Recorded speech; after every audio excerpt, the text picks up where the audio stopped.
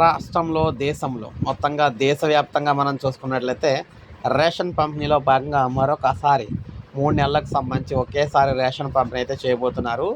దీనికి సంబంధించి 3 నెలలకు సంబంధించి ఒకేసారి రేషన్ పంపిణీ అయితే ఇవ్వబోతున్నాం అని చెప్పేసి దేశవ్యాప్తంగా అయితే తెలియజేయడం జరిగింది. మళ్ళీ ఒకేసారి 3 నెలల రేషన్ బియ్యం. ఎల్ నీనో ప్రభావంతో వర్షాభావ పరిస్థితులు నెలకొన్న నేపథ్యంలో మరోసారి 3 నెలలు రేషన్ బియ్యం ఒకేసారి పంపిణీ చేయాలని కేంద్రం నిర్ణయం తీసుకుంది. వచ్చే ఆగస్టు, సెప్టెంబర్, అక్టోబర్ నెలలకు సంబంధించిన రేషన్ బియ్యాన్ని ఒకేసారి ఇవ్వనున్నారు. ఈ మేరకు కేంద్రం ఇప్పటికే రాష్ట్ర ప్రభుత్వానికి ఆదేశాలు అయితే జారీ చేసిందనమాట.